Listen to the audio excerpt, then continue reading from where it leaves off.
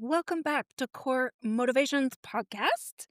I'm your host, Michelle Connolly. I'm a certified Enneagram coach and a Symbis marriage coach. Hey, if this is your first time here, I am so glad that you found us. And for those returning, thanks again for committing to yourself and to growth through this podcast and the information shared. So, welcome back to Real Talk. That's what we're going to be diving into today. And specifically, our time together, we're going to talk about love and relationships and why it's so difficult to demonstrate love to others. And then, of course, what would it look like if we were love in action? So, I'm going to be using a lot of resources, including scriptures from the Bible, and I will put all the information and resources in the show notes so you can reference all the different points of view that I share today. So, I just want to invite you to sit with me today with an open heart and an open mind as we discuss something that we all desire, and yet we're all challenged with giving and receiving.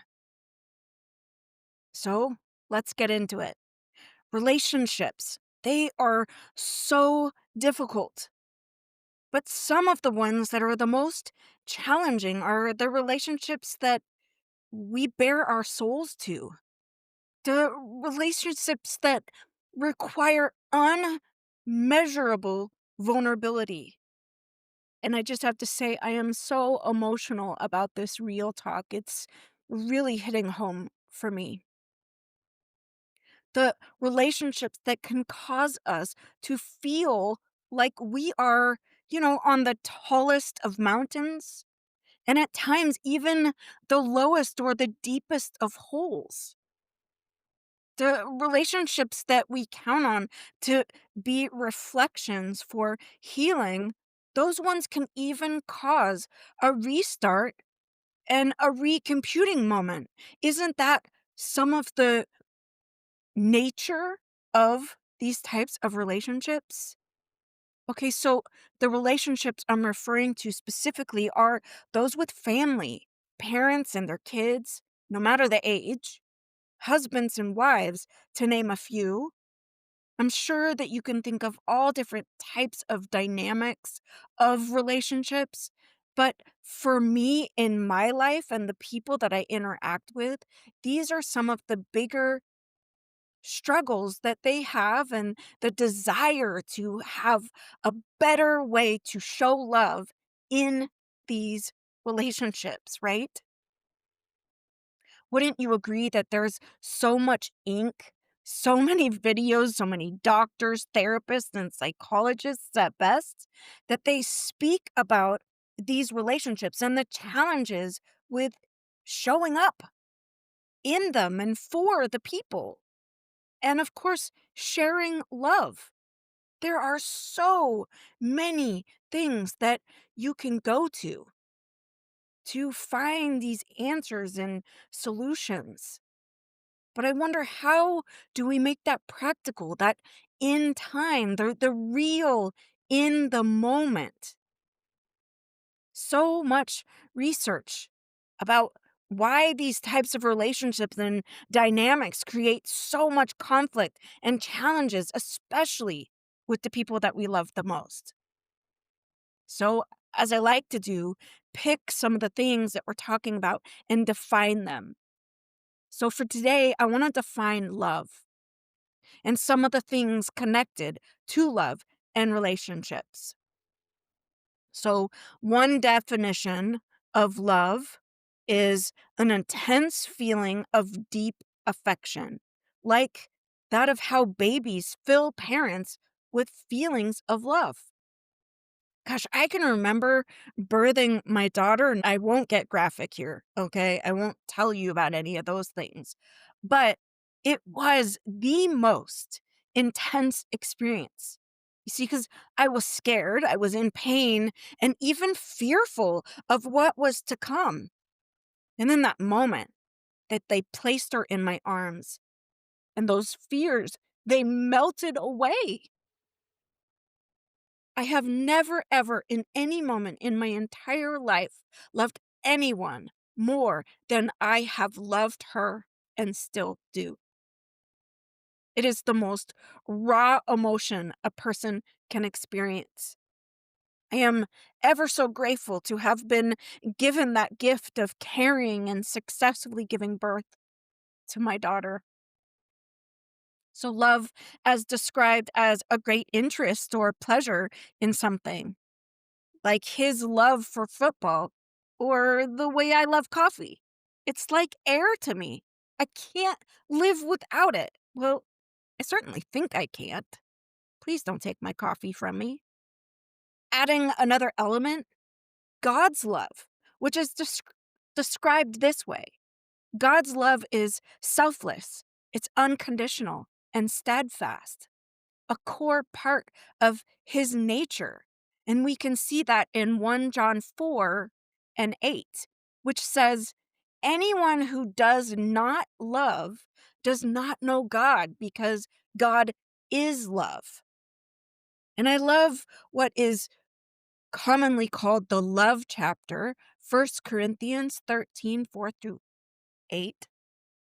And it goes like this: love is patient, love is kind, love does not envy or boast, it is not arrogant or rude, it does not insist on its own way, it is not irritable or resentful, it does not rejoice at wrongdoing, but rejoices with the truth.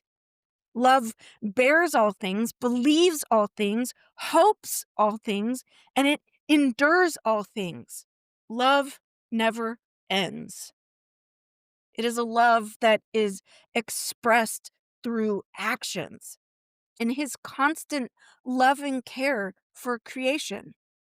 The biblical concept of God's love, it includes the word chesed, which can be translated as loving kindness, mercy, or steadfast love, and a deep, unending commitment to his people. Chesed is also described as loyal love, a covenant. It signifies a deep, steadfast bond, like a promise or a commitment. So, this kind of God love is also an action. It's not just a feeling, but a demonstration through generous, kind, and faithful acts, even when people are undeserving. So, the Bible states that God, He is love, indicating that love is not just something God does, but it is part of his very being. Can you imagine that all that you are, everything that you stand for, everything that you emote, that you permeate, is love to your very core? So, where does all this come from? Why this topic? Well, simply, I struggle to give and receive love within these relationships, the people in my life who should receive this kind of love that doesn't cause guilt or shame. And in turn, so do I. I deserve that kind of love that's filled with truth and kindness. Don't you dream of that? Don't you want that? Don't you seek that? I know you do. So, being completely transparent, due to things in and from my childhood and even past relationships, I'm weighed down. I'm carrying lots of baggage into so many relationships. And the truth is, I don't think I have truly healed. I've not been freed, or maybe I have not even forgiven myself or those who are part of or in the baggage compartment that I drag with me everywhere. Now, side note, I call this stuff that we carry around us baggage because when I've turned it around and tried to think of it as luggage. I can't. Luggage makes me think of something pretty, something that is together and it's meant for something greater, something that represents joy and possibilities. So, baggage is to me something that's heavy, deep, ugly, hard, and painful to carry around. So, the truth is, I have baggage. Maybe you can relate, maybe not. So, per my MO, I have some statistics for you based on the struggles people have in relationships, specifically romantic, the difficulty finding and keeping partners. And it says this: 50% of adults struggle with finding a mate, meaning that they have trouble finding and keeping partners according to the research in evolutionary psychology.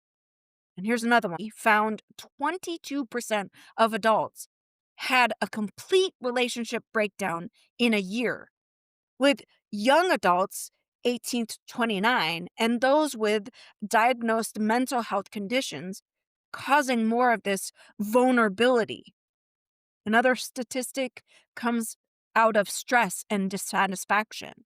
So nearly 50% of Americans report stress about their love lives, and a significant number finding it harder to date. And then there's the part of the statistic where it talks about low fulfillment. And there's a sharp drop, which was seen in people finding meaning in relationships. So, with only 9% in 2021 citing romantic partners as a source of fulfillment, it's down from 20% in 2017. And some of the common relationship problems, a high percentage of people reported infidelity. So 85% of relationships don't survive a partner admitting to cheating. For ghosting, it's 19%. And general drama, messiness, and breakups, that came in at 58%. Another statistic, lack of intimacy. So in 2024, a study found that 72% of couples lack daily intimacy or boredom in the bedroom, and even repetitive activities cited as issues, especially in longer relationships. The things I know about love comes from a love that is tainted from the examples of the adults in my childhood. So, with a hard look, I'm sure I gravitated to those types of loves. And then what happens is that from that, I have to pause because I'm reminded I have been given the definition of love, what it is, and what it is in action from God. It is a provision to me, to you. I have at my ready God's example of love, which is also displayed through Jesus and the Holy Spirit. And I know for some, it's difficult to hear a biblical perspective, but I have and will always be true to my beliefs. So I want to encourage you to take time to explore these concepts, whether through the Bible and a biblical perspective or other personal and foundational beliefs. Just explore it. Explore what the foundation of love is. So I read another article and it has some interesting takes on love. And should you read this article, I just want to say please do it with great care, because some of the excerpts that were used in this article and from this book, while they got me thinking, I just have to put out there this caveat. I don't subscribe to the ideas expressed about the beliefs of how we love God or how he loves us. So again, read that article with care. I will put it in the show notes. I will also admit that some of the things that I read did cause pause of reflection. And so I want to share a few of them with you. And this article said, we are not loved because we don't know how to love. I have to say, I agree with this concept when I'm looking at it from a biblical perspective, in that if you don't know God or have a relationship with him and never have experienced his kind of love, then perhaps it really is hard to process this concept of what love is. I know for me, I'm challenged and sad to say, there are very few examples from the people I interact with that are demonstrating that don't actually know how to demonstrate and understand this depth of love, but also struggling with recognizing how it should be used. How I wish that that was not the case. Love expressed from you to another is by far one of the most challenging things and also the most beautiful thing that I think that we can do. And yes, of course, there are many things that are hard in this journey called life. For me, relationships and the way I express love or the way it is expressed back to me, it can be confusing at best. So, another part that grabbed my attention from this particular article, and I believe it to be a very bold statement. So, I'm curious to hear what you think about it. Everybody talks of love. Every magazine and newspaper and every missionary talks about this everlasting love. I love my country. I love my king. I love some books. I love that mountain. I love pleasure. I love my wife. I love God. Is love an idea? If it is, can it be cultivated, nourished, cherished, pushed around, twisted in any way you like? Do you believe this to be true? It got me thinking. Do we say we love too many things using this word so interchangeably that perhaps it diminishes what it really means to love someone? Can we take a moment and look at this verse again, described as the love chapter? It truly is the nature of love, God's love nature, and how he wants us to love. So here it is again. 1 Corinthians chapter 13, verse 4 through 8. If you want to look it up with me, there's lots of different versions, but this one I like. Love is patient. Love is kind. It does not envy. It doesn't boast. It's not proud. It does not dishonor others. It is not self-seeking. It is not easily angered. It keeps no record of wrongdoings. Love does not delight in evil, but rejoices with the truth. It always protects. It always trusts. It always hopes and always perseveres. I don't know about you, but I wonder truly, why is this so difficult? Why would we deny the people that we say we love this depth of love, or even not receive it, not welcome it from others? I'm so sad about this. In fact, my heart aches that I am so flawed at loving people this way, that I can't even give the most important people in my life what they deserve, this deep, true love. Now, this is not about putting shame or blame or guilt. It's about being transparent. It's about giving the space to show up for yourself and show up for other people so we can show out. This is about practicing something for good and sharing it with the people that we do life with. So I read another article that spoke of the different religious definitions and the reason for love, one being Judaism. Judaism emphasizes the commandment to love. Love is considered a foundational value in building relationships and communities.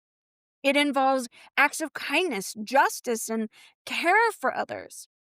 Love in Judaism is connected to the concept of covenant, emphasizing a reciprocal relationship between God and humanity.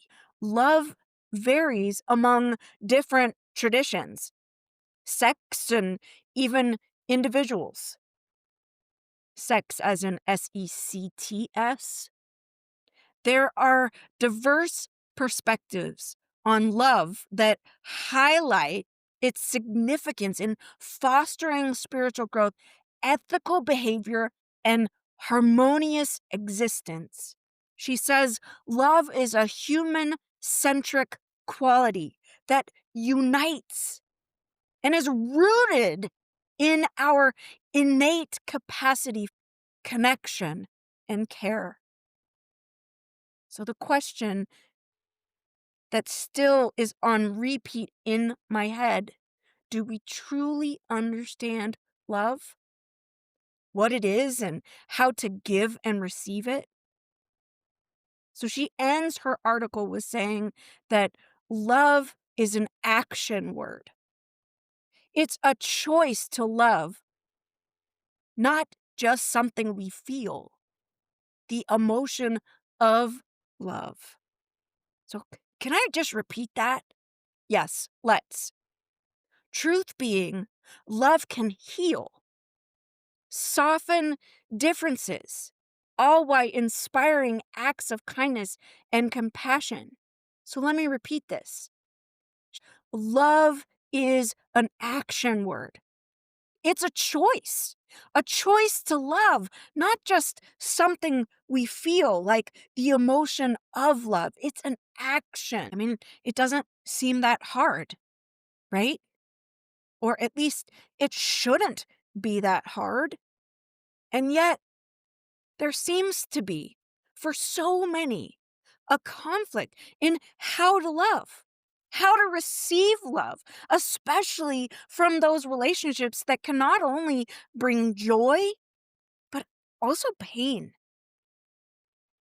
So here's another question to ponder. When we are hurt, do we stop loving?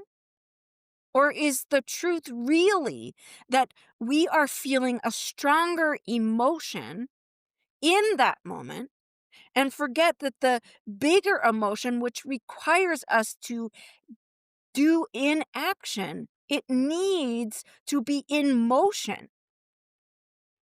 to love, especially when we are being hurt or doing the hurting?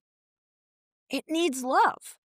Love insists that it still be in motion, an action, a choice that we make to love regardless. And I just want to stop for a moment. When I say hurting, in air quotes, hurting, I'm not talking about the way we treat the people we love through our words. Although, yes, words, they are powerful and they can scar and leave emotional marks, which is not the same as opposed to this other kind of hurting. I'm not talking about giving any space or excuse by any means to any kind of abuse, physical or emotional. That kind of hurting, it is so very different. And I will not stand for that in any fashion. So please, please, I can't stress enough. If you are experiencing something like that, that kind of physical hurting, by someone, please, please seek help. Talk to someone who you feel safe with. And if you need a place to start, reach out to me. I can help you find those resources. And I just want to say thank you for giving me space to touch on that part of hurting. Okay, so I read another article. Are you ready? The article's name is Why 80% of Relationships Fail. Now, this is specifically talking about intimate relationships between a husband and a wife. And somebody had actually asked a doctor this question, a psychologist. I have to say that this title scares me a bit, but here it goes. The author answers the question by first saying, the definition of failure in this arena can be nebulous. He said that these themes have been ubiquitous, meaning it's common and universal over the years. And there are key factors in why these numbers around failed relationships seem to climb and keep climbing higher every day. He offers a few reasons why relationships seem to fail. And this is what he said. First, people don't understand how to tell the truth to their partners. He describes that the couples he works or worked with stated that there are what's called off-limit topics. These are the things that can't be discussed with their partners for whatever reason. That a couple's ability to speak openly and honestly about everything, and we mean everything, is a mandate for a long-term relationship.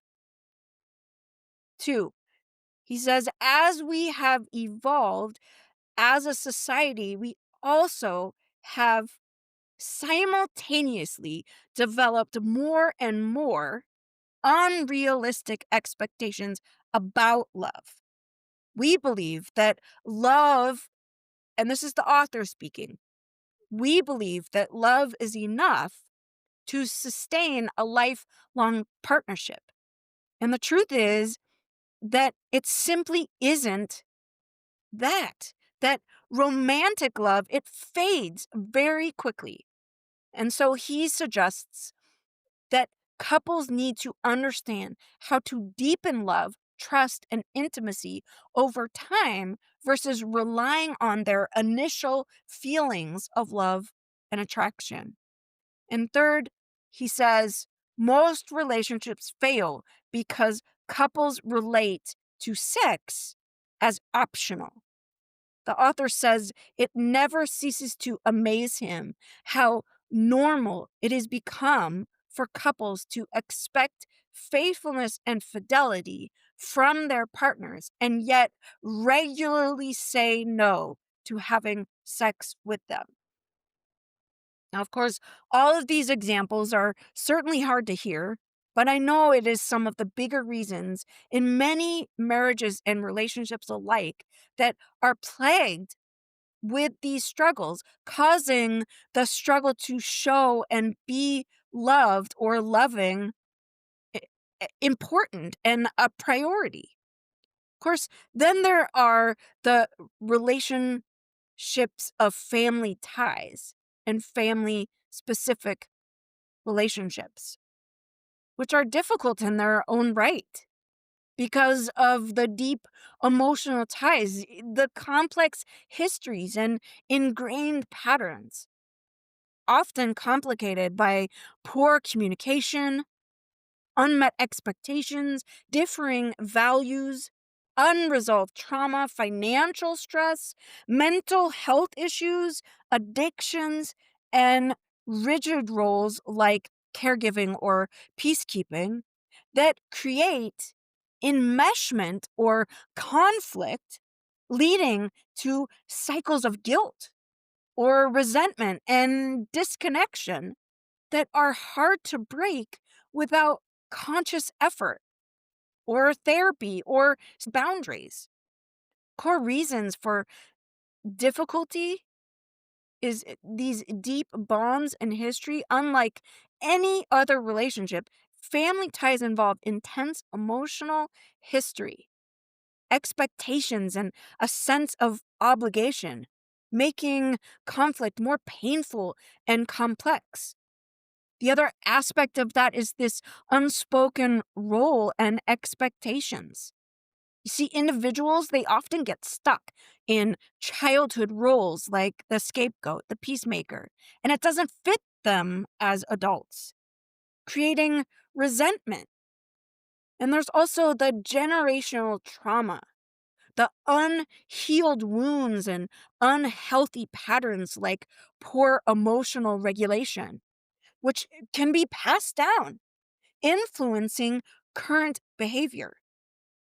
And also the communication breakdowns, the fear of conflict, misunderstanding, or rejection, which prevents honest talks, leading to the silent treatment, the passive aggressive, or even the explosive arguments. I've experienced those. Maybe it's something that you have experienced or are currently experiencing. Now, we've talked about a few different relationship types, statistics, and many other pieces of information. So I want to bring it back to the beginning where we started: love, relationships, and why it is so difficult to demonstrate love to others and receive the love we so desperately desire. That is the big question, right? Why do we reject the love that is presented? We cannot change people. We can't expect them to love like we do or be like we are. It is these differences that make up the world of people. There's a particular scripture that speaks to unity in diversity, where it speaks of these things. And I'm loosely quoting it. God's design is diverse individuals that each have unique spiritual gifts, talents, and roles to form one functional, unified whole, emphasizing that every person is essential and connected, much like organs in a human body working together. So, just as a body needs eyes, ears, hands, feet, the church, or us as a people, we need different people with varied strengths to function fully. And it's those differences that when we bring them in health into our relationships, guess what happens? Not only are we able to show our love, but we're able to receive the love back. So I guess the conclusion that I have come to, and maybe you have too, is that we need each other with all of our differences, and that we celebrate each other in good and bad times, that we find joy in the rain. So we can come together loving each other in the best possible way, finding the best examples around us, the people in our lives, our spouse, our children, and our extended family and friends, to demonstrate that love. I truly like the example of God's love. And while I am obviously a work in progress and definitely under construction, my hope and what I strive for is to emulate, to actually show love in action.